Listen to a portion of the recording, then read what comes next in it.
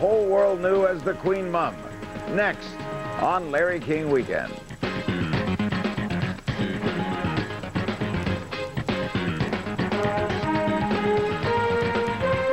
Thanks for joining us. Tonight, the world mourns the loss of the Queen Mother. This extraordinary woman lived a remarkable life. We're going to pay tribute to her. Last year, we asked a panel of royal observers about the Queen Mother's health. Lawrenceburg, Kentucky, hello. What's the secret to the longevity of the Queen Mother, and how's her current health? Yeah, Mr. Lacey, you want to take that one first? Well, the quick answer is gin and dubonnet, which she consumes in generous quantities every lunchtime, and is very fond of champagne. It's a very good question. I mean, here's a real good news story. We've just celebrated her 101st birthday, and she is currently up in this castle she renovated up in Scotland, the castle of May. She's rather upset, apparently, at the number of TV trucks that are hidden in the barns in the neighborhood, ostensibly covering her holiday, but she fears maybe ghoulishly waiting for the day of her departure, which she doesn't intend to be before the year 2002, when she's going to celebrate, she feels, her daughter's golden jubilee.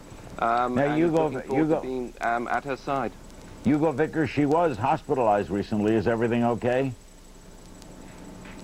She was hospitalized, that's absolutely true. I was there outside the hospital when she came out, and she looked absolutely amazing.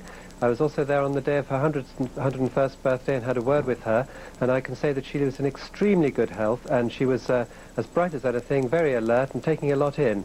I would say that the real reason for her longevity is her zest for life. She just takes a huge interest in everything, and she concentrates very hard, and she doesn't like to disappoint people. She likes, her philosophy of life is that if you come into her orbit, your life must get better. And that's not everybody takes that view, actually. Kitty, would you call her an activist with regard to the family? Oh, yes, absolutely. She's an activist. She's helped the monarchy so much since the day she married into it. You know, long may she wave. Well said. Elliot Lake, Ontario, hello. Yes, hello. Good evening, Larry. Hi. I have a two-part question. First part being, does Grandma have much input? I mean, great-great-grandma, not the Queen Mother I'm speaking of. And the second part is, how much input does Diana's family have in the Earl of Spencer did make a very, very emotional tribute to her, and I was just wondering how much input they have with the boys. Hugo Vickers, you want to take that one? Well, I think that the Queen Mother had obviously a very, very big influence in the life of the Queen, Princess Margaret, and particularly the Prince of Wales. I would say she probably has rather less influence on Prince William because, you know, they are just another generation apart. As for Earl Spencer, he makes comments occasionally that he is pleased in the way that the boys are developing and things, but I suspect that he doesn't have a very strong influence, frankly, on their day-to-day welfare. On February 9th, her youngest daughter, Princess Margaret, passed away. We asked our panel of royal experts how her death would affect the Queen Mum. And there's been a lot of interest and tension about the health of the Queen Mother and whether she's going to be able to make it to the funeral. And I know that the royal family at the start of the week were themselves a little uncertain. They obviously felt deeply affected by what had happened and by the loss of Margaret, who was such a lively force in the family. But at the same time, as they marked their mourning, they didn't want Britain to feel that they were enforcing some sort of feeling on the whole country, because frankly, feelings here have been a bit ambivalent about Princess Margaret. She's had the challenge that Diana never had of having to grow old as a princess and confront the reality of life. But I think tomorrow we're going to see a moving, though private, ceremony. Kitty Kelly, wasn't Margaret maybe one of the first of the 20th century kind of rebels? Oh, big rebel. She was always known as the hip princess, the one that hung out with rock stars, went to restaurants and theaters and dances. But you know, I agree with Robert. Over here, Larry, there's been very little coverage of the death of Princess Margaret. Had she died 30 years ago, even as a woman 71 years old, it would have been front page news. Now, some of that could be that editors now are much younger, but it also shows, I think, that the impact of British royalty in this country has diminished quite a bit. Harold Baker, what about Margaret made her, in her time, in your opinion, so fascinating? Well, because she was unbelievably beautiful, very intelligent, very charming. Everyone loved her. And if she had died, I agree with Kitty Kelly, years ago, she would have been remembered by everybody as the most beautiful woman in the world. Certainly one of the most beautiful women in the world. But you see, the thing is that she lived in a way too long to keep up with the tradition that she set. And Princess Margaret was a rebel, but the sad thing about her life was that it was definitely without a cause. She was kept waiting for a job that she could never have, and she had no job of her own. Once again, we're faced with a decision for Prince Harry on what he can do, what sort of constructive job he can have in order to keep him from falling into the same trap. Hugo, she also had to give up a love, did she not? She did. She did indeed. When she was very young, she fell in love with her father's equerry, who was later with the Queen Mother, Group Captain Peter Townsend. But I've always thought, actually, that the most tragic aspect of her whole life really was the death of her father when she was only 21 years old. And she was very, very devoted to him. And after that, in a sense, she no longer had the family around her in the same way. She no longer lived at Buckingham Palace, Windsor, Balmoral and Sandringham. Of course, she was always very welcome to go there. But in a sense, that, I think all the problems that stemmed came from that. I mean, that was the worst thing that ever happened to her in her whole life. What, Robert, is the effect, do you think, on the Queen losing her only sibling? Oh, very bitter. We know that when the Queen recently went to actually see the coffin of her sister in Kensington Palace, that she wept. Now, this is a woman who is not known for weeping. She is a very emotional woman. You know, this idea that she has no emotions is not true, but normally she keeps them under control. No, from a very early age, she and Margaret were joined at the hip. I mean, do you remember, I'm sure Americans remember, how often in their childhood they wore the very same clothes. They were known as the little princesses. They were role models for their generation. Elizabeth, of course, was always the good, neat, tidy one, Margaret the naughty one, and of course, as their lives unfurled in adult life, that became more dramatic. What do you think, Kitty, the effect is on the Queen Mother, who she will attend that funeral tomorrow? You're not supposed to lose children before your time, but I guess if your child is 71, maybe it ain't the end of the world.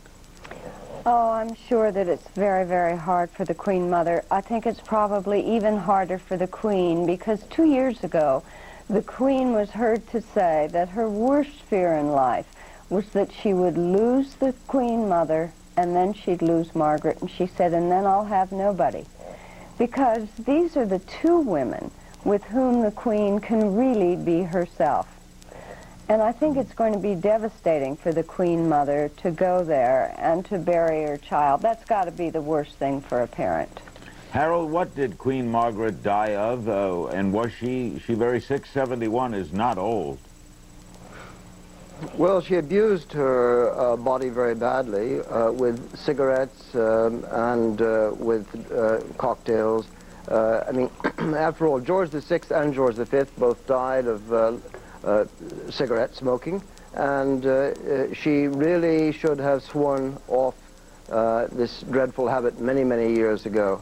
It is a question of what in the world you can do with somebody who is as determined as Princess Margaret was.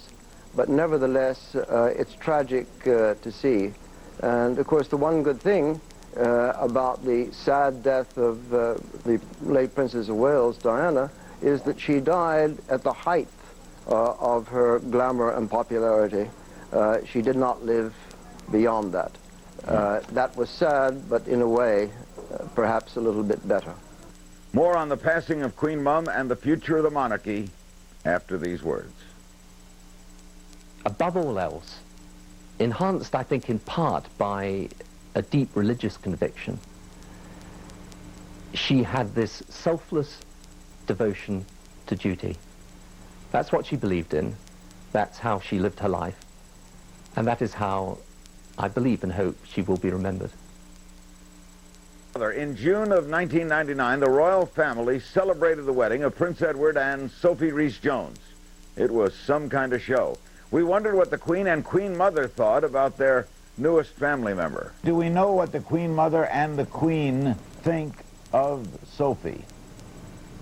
I think they're both tremendously pleased. I think one can take some clues from what the way in which the Queen dressed up, especially for the wedding, in rather a skittish sort of outfit for her. I mean, we royal watchers detect these clues as people used to look at the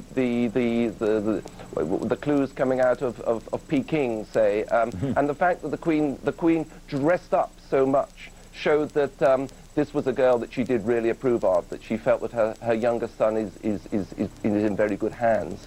I was quite taken with the purple feathers that the Queen put on her head. You know, she's probably the only woman in the entire world that could put purple feathers on her head and still take herself seriously and look serious.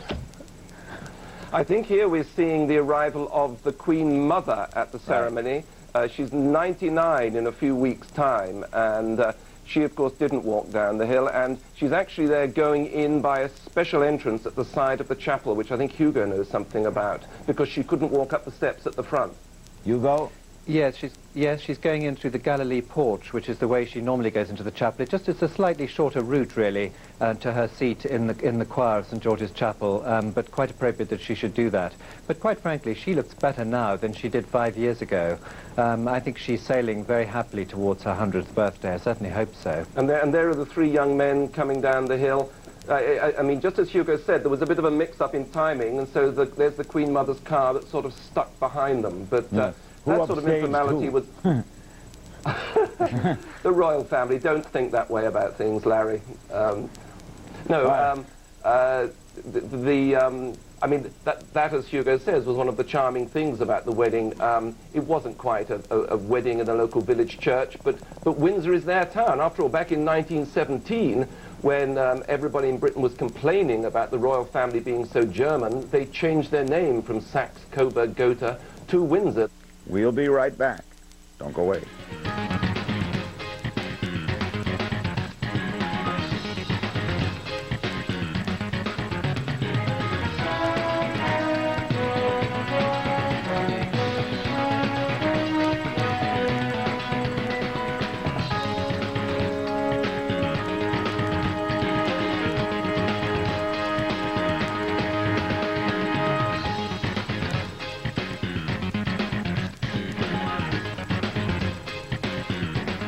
Is one of Great Britain's premier journalists. He's also been a keen observer of the royal family for years.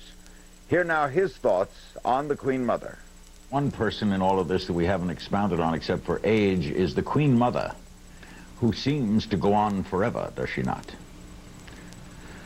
She is incredible, isn't she? At 97, and the pride with which she goes out and goes about her duties at 97 is absolutely extraordinary. I remember going to a lunch about 6 months ago, and normally this was a lunch for 10 or 12 people, and normally it's the etiquette protocol thing. You arrive a few moments before the Queen Mother, who was arriving at 1, and so we arrived at about 10 minutes to 1, and in fact she'd arrived early, and she was already getting out and going up the steps, and she'd had, you know, operations and other things, but we hung back so as, and we watched her. She walked up the steps, and she didn't have to, but she had really high heels on. That was the 96 and a half, you know. Nobody would have minded if she turned up in carpet slippers. It was great that she'd be there, you know. But blow me down, there she was with these long, tapering high heels. What a fierce sense of pride that bespeaks. Boy, does it. And I guess she's would you call her a pretty good great-grandmother? I should think she must be. I should think she must be fantastic. And my goodness me, they all try and get the Queen Mother to tell the tales of her life, because she's lived this century. She's lived this century. She's resisted everybody, including the family, from ever putting it on record or tape or private tape or anything. And you know, but members of the family just spend their time. They know they'll never get a recording of it, but just telling the stories of this extraordinary life. I mean, she's been through it right from the turn of this century, and it looks like she'll be there happily at the end of it as well. What do we make of the Queen? Is she a popular queen? Will she give her throne to Charles? Where do we stand with the Queen?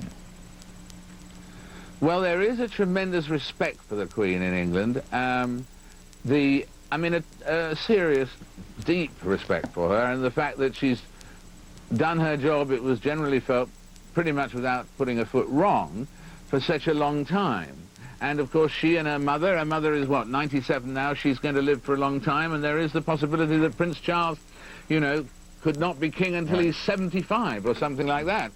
And imagine if you hadn't been Larry King until you were 75 or something like that. I mean, it would be appalling, and appalling for the nation, I may add, and for the nation too. But the point is that great respect for her. Of course, she's a very formal figure, and you wouldn't invite her around for a game of snooker or something, you know, probably.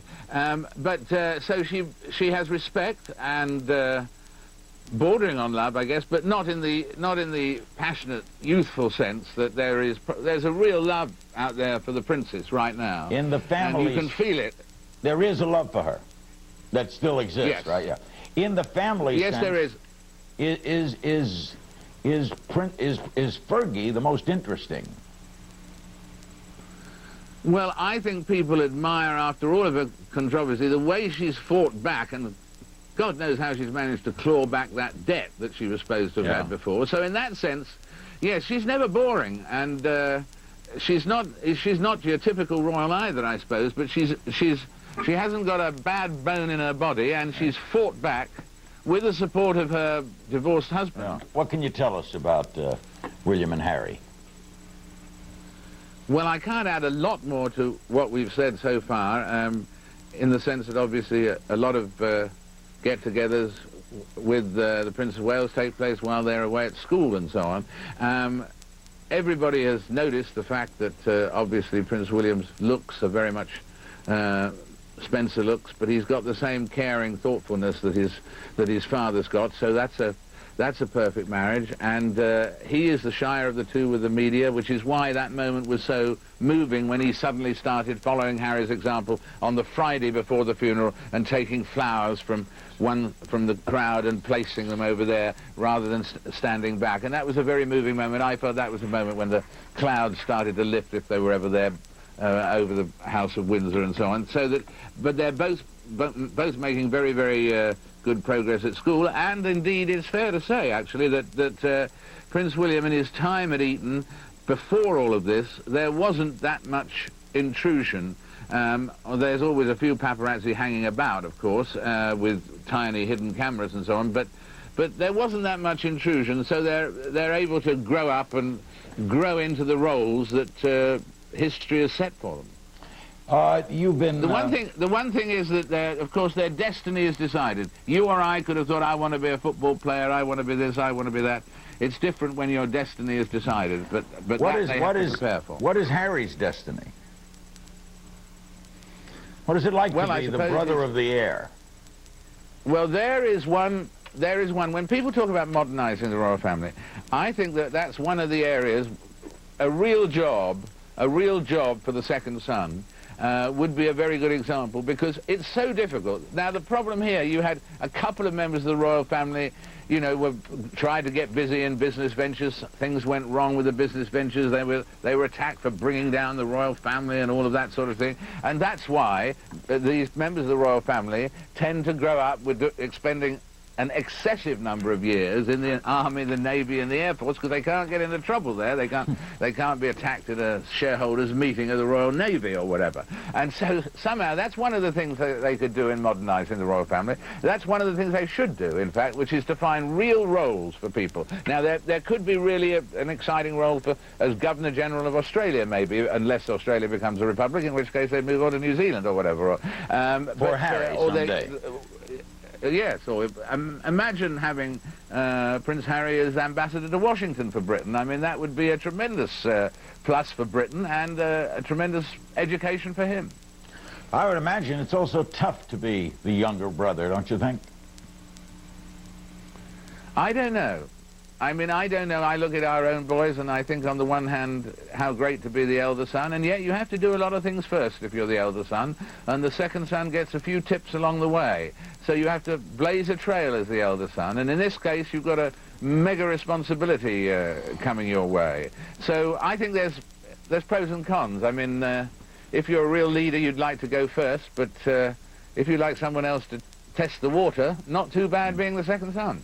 We'll be back with more of this special edition of Larry King Weekend right after this.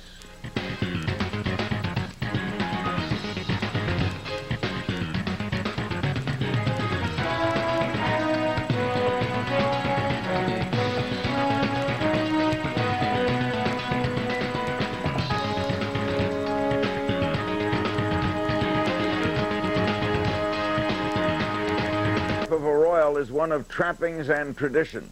It's also one where your every move is watched and examined. We asked Sarah Ferguson about the difficulties of living with a title. What, Sarah, is the worst thing about marrying into royalty? What's the thing about it that you ain't gonna like if you're madly in love with one man the rest of your life and the kids grow up perfect? What don't you like about it? I think one of the things is restrictions and learning to come to terms with the fact that you have joined a firm and that you're a public figure and being responsible for that, you know. I fought so hard, long and hard, against being a public figure and against being, you know, I was fighting all the time to be different and be the opposite and perhaps rebellious, I don't know. And maybe once I surrendered and accepted the fact that I was going to be a public figure and that's the way it has to be, maybe I've grown up. Didn't it also make you, though, more of a public figure to create more interest in you? So that's quite an interesting 6 of one, half a dozen of another. But the saint and the sinner sold good papers. You know, I was the black one and Dana was the white one, and we sold papers. And why were you the black one? Because you did what you wanted to do? Because you didn't have the conventional? I think, you know me, Larry, I say what I think. I speak the truth. I'm desperately honest, perhaps to a fault. I like to have a good time. I laugh a lot. And I keep my tears in private. But the press says we love honest people, we love people to be honest and direct with us, and we love to see people having fun, and if they get in little mishaps, we love that too. But basically, that's the kind of personality we're drawn to. Well, here in America, it's much easier for someone like me because you give a girl a chance and you sort of say, come on, you know, look, she's paid her dues, whatever, let's get going. We do forgive, yes, we forget. You really do. And people ask me, well, why do you spend so much time in America? Well, why do you think I spend so much time in America? I like it here. And the people are very kind. And I'm not under no illusions that it could change like that. Yeah, you know it. Absolutely. Do you join the criticism of the paparazzi? I think the paparazzi have a job to do just like we all do, and that's not a glib comment. I really believe that.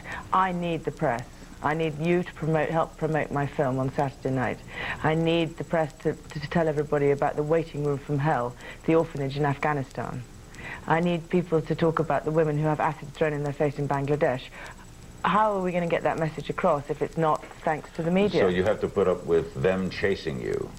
I think, okay, chasing or not chasing, I think it's a subject which, for me, you have to take the rough with the smooth in anything, in any walk of life, positive, negative, yin and yang, whatever you want to call it.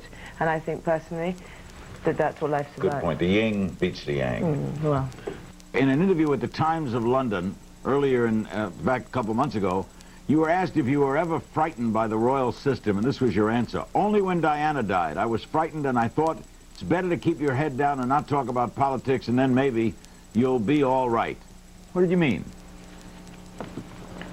Well, I just mean that, quite frankly, it's easier just to be within your own parameter and fight for what you believe is right and what you believe you can do, but not to upset too many people in high places, because you know, it becomes too much pressure. Can't fight the system. Absolutely. I think it's better to go with the flow like a good river going to its destiny, rather than trying to cause a stir. I think I've caused enough stir in my life.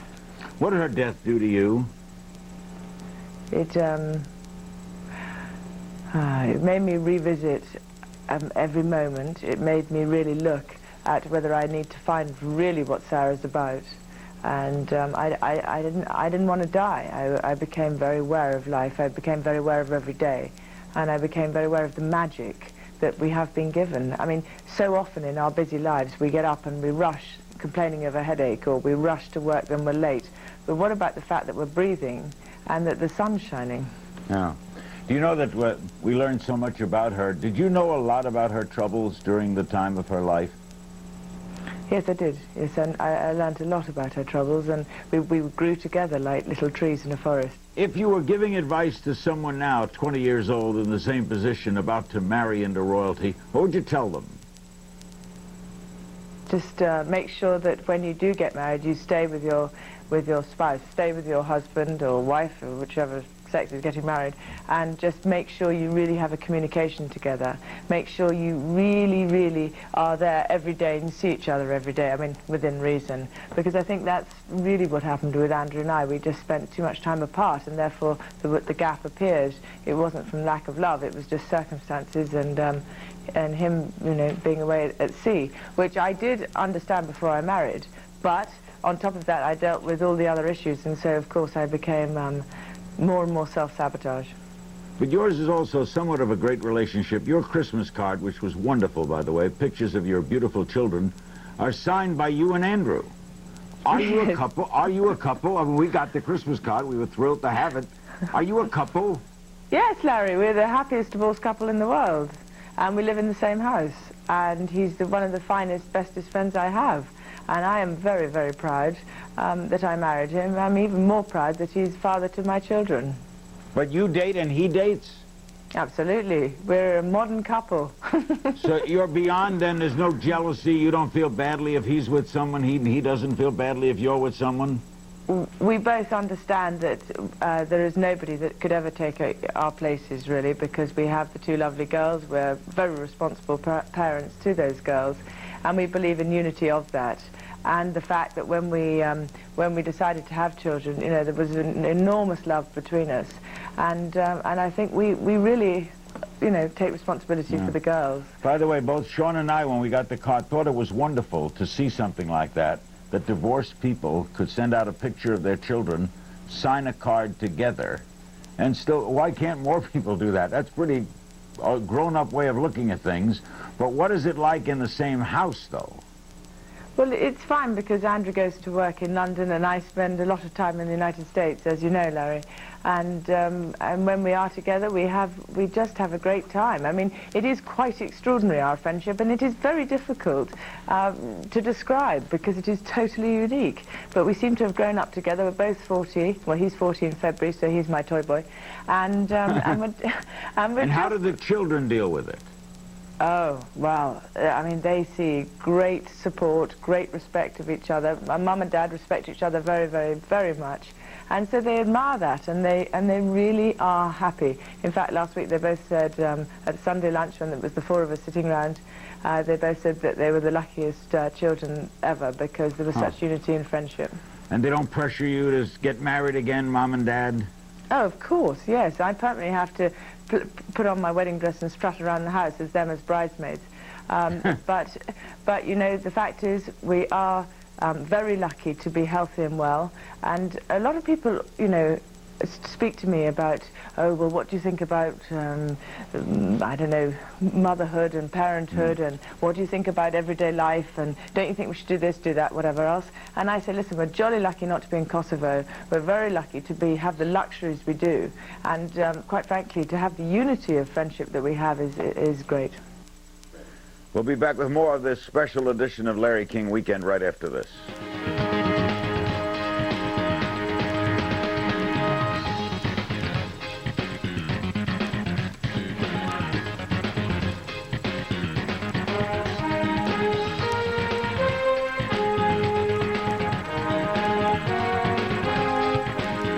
two boys have been in the news quite a bit recently. Tonight, Prince William turns 18. Can this blue-blooded heartthrob save the British monarchy? Robert Lacey in London, why is this a big story? Well, it's the future of the monarchy, as you say. Monarchy is only as good as the people doing the job. And we've seen the British monarchy in recent years fall into disfavor in the public opinion polls in this country. William has apparently the glamour of his mother and perhaps the dignity of his father. Perhaps he's got the best of both, and the hope is certainly among loyal monarchists in this country that he'll keep the flag flying in the future. In London, in England, Kitty Kelly, is 18 adulthood? Yes, I think it is, Larry, which means that the gloves will be off as far as the press is concerned. Up to this time, William has been protected really by a wall of privacy, cooperation between the media in Britain and his family. And the only pictures allowed are those that the palace sanctioned. Now that's kind of iffy. Prince Charles has asked to continue that cooperation. The British people, I think, want to continue it, but I don't think there's much morality in the marketplace because there's going to be pressure to get pictures of Prince William. Philip, why do they then, if they desire privacy, release these pictures of young Prince William? Well, I think it's to their advantage, isn't it? They've got this man who they're now shaping up to be the new future of the monarchy. I mean, it's quite interesting. If Diana was royalty's answer to Madonna, then William is its Matt Damon. We're seeing that image being brought into focus now. You've got a young man who's sort of preppy, sporty image, but with an arty side. He's going to study history of art, a sort of Renaissance man being shaped for reigning in the 21st century. He looks an awful lot, Kitty, like his late mother, and one would gather she would be very proud of how he has turned out. What, really? with all this secrecy about, what do we know about Prince William? He really does stop your heart a bit, doesn't he? Yeah. He looks so much like her. He's kind of like Leonardo DiCaprio with a crown. I mean, he's got it all. This is a young man who's handsome. He's got the goodwill of the entire world. He's got the monarchy to look forward to for whatever it's going to be, though, Larry, by the time he gets it. His grandmother is 74 years old. She's got longevity on her side. She's going to live as long as her mother. By that time, Prince Charles is, what, 75 when he comes to the throne? He, too, has longevity on his side. So he's going to... And by the time we have William as a king, he's going to be a man in his 50s, possibly. This Sunday, news broke that Harry had dabbled with drink and drugs this past summer when he was 16. After Prince Charles discovered what his younger son had been up to, he sent him to visit a drug rehab facility in London. Marijuana is illegal in Britain, and the drinking age is 18. Robert Lacey, the same question for all of you. We'll start with you. What do you make of this story? Well, I think it's been very well handled by the royal family. I actually think, given the recent history of the royal family, this does not count as a disaster. I think actually quite the contrary. One of the things we're getting used to in Britain is giving up the old idea that the royal family has to be perfect. It's actually quite a modern idea, a 20th century idea. And what we've seen with the news of Harry experimenting in the summer is that they are a family like any others, and also that they can make mistakes. And there's been quite a national debate here, which I myself think has been very fruitful, about whether or not Prince Charles handled it well, how a parent should react. And the royal family has been remarkably open in disclosing. Harold Brooks Baker, what do you think? Well, I think the whole situation has, as Robert Lacey said, been handled very well by the royal family, especially Prince Charles and indeed Queen Elizabeth II. However, the members of the royal family who are in line to the throne cannot take the chances that our children and grandchildren would take. The public eye is on them, and they're no longer able to be, as princes were in the past, free from scrutiny. It's sad Robert Lacey also brought up the subject of the Prime Minister's son, who was found dead drunk in Trafalgar Square a couple of years ago. That is something that a Prime Minister's son can do, but a monarch's grandchild cannot do. Philip Hoare, what do you think? Well, I tend to agree with Howard there. It's a dangerous thing. I think it's an appalling thing that this came out anyway. I was very depressed when I saw those headlines. I was very depressed when I saw it break on the news. I must admit, I just find it very depressing. This poor chap who's just really done what a lot of us have done in our teenage years in one way or another. Suddenly it's on the front of the newspapers. I think, yes, maybe there's been a good spin put on it, and, you know, there is a serious debate to be had here, but I kind of don't think we should use someone of his age to launch that debate. Well said. Robert, why is it our business if a young 15, 16-year-old boy does something wrong? Well, it's because this, like it or not, is the new function of the modern function of the royal family. They, if you're cynical, you'll say that it's the national soap opera. I would actually say, well, agreeing with what everybody said about the strain and effects of this on a kid who's underage. And indeed, I think the last time we were all here, we were talking about an American book, which all of us over here in Britain thought was revealing too much about William and Harry. And it's quite right there are all these rules in place. But having said that, the kid did make a mistake. It's the same mistake we've all made. And I myself am rather actually encouraged to find out that he's experimenting, that he's like ordinary kids. And to come back to the main point, whether we like it or not, one of the functions that the royal family plays in Britain is to act out ordinary human dramas on the big screen. And I think this has been well handled in the circumstances, and that the national debate that has ensued, and indeed the international debate, has been very good for all the societies involved. More on the passing of Queen Mum and the future of the monarchy after these words.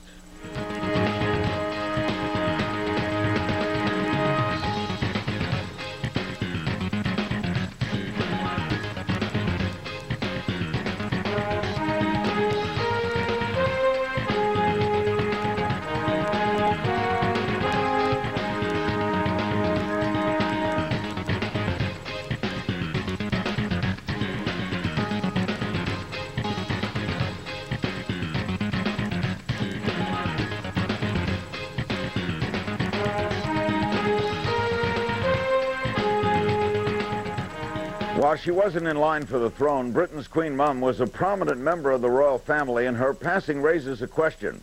What's in store now for the future of this venerable monarchy?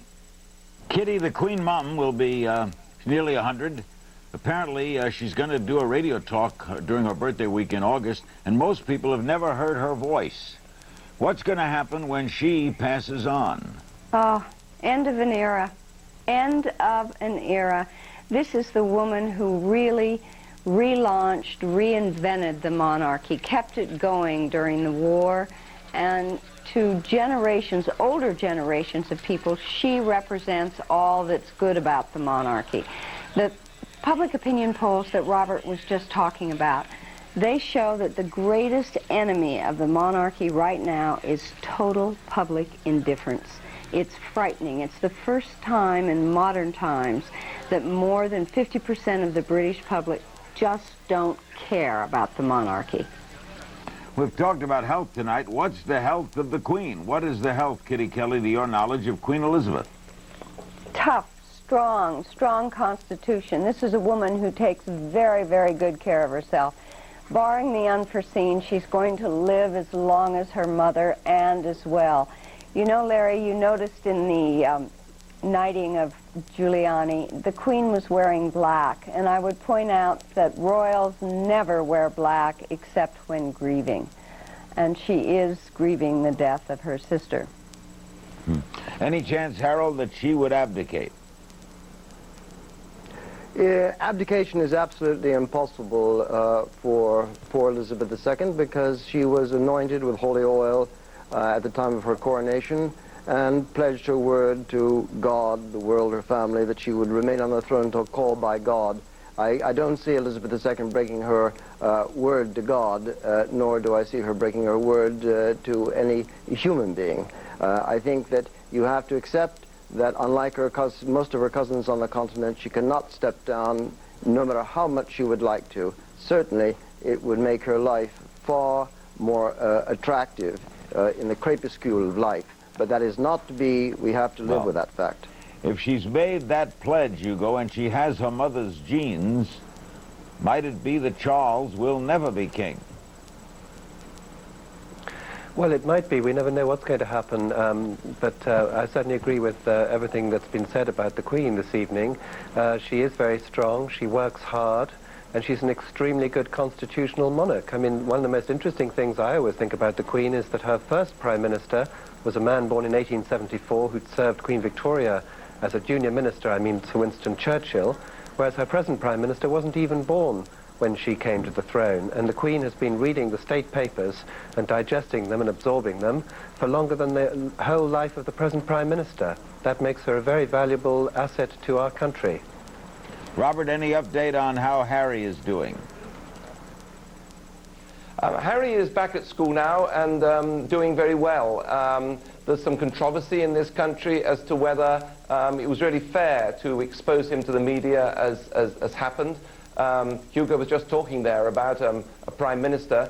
Our Prime Minister's son has had problems with drink, and there's been very strong clamps placed on the press discussing it. So there are quite a number of people who feel that Harry's had a raw deal. On the other hand, Charles has emerged very sympathetically from this, and also indeed from the events surrounding Princess Margaret. You've been playing these clips from Charles appearing on television. This is the first time a senior member of the royal family has gone on television, expressed feelings in this way. It's done Prince Charles a lot of good, and I think it points to the way the royal family is going to react to things like this in the future. And Harold, how is William doing? He's doing very well. There's no question that Prince William is the person everyone would like to see as king one day, especially the young people in this country, and I have no doubt throughout the Commonwealth. But Prince William has all of the attractive abilities of his late mother, Diana, Princess of Wales, and all of the common good sense of his father's family. He, if he is given a chance, will probably be one of the best kings this country has ever seen. But he is greatly loved and respected by everybody. Kitty, we only have 30 seconds. American interest in royalty remain good or high or lesser? It remains high, but without the reverence that Americans once had. Royalty doesn't make that much difference in American lives anymore. The New York Times says that they want the royal family to stay in place for American amusement. I don't mean to make light of that, but that seems to be. Tonight we are saddened by the passing of Britain's Queen Mother. This amazing woman will be missed by many, and our best wishes go to her family and the citizens of Great Britain. Tomorrow night we pay tribute to Milton Berle and Dudley Moore. Thanks for watching. Good night.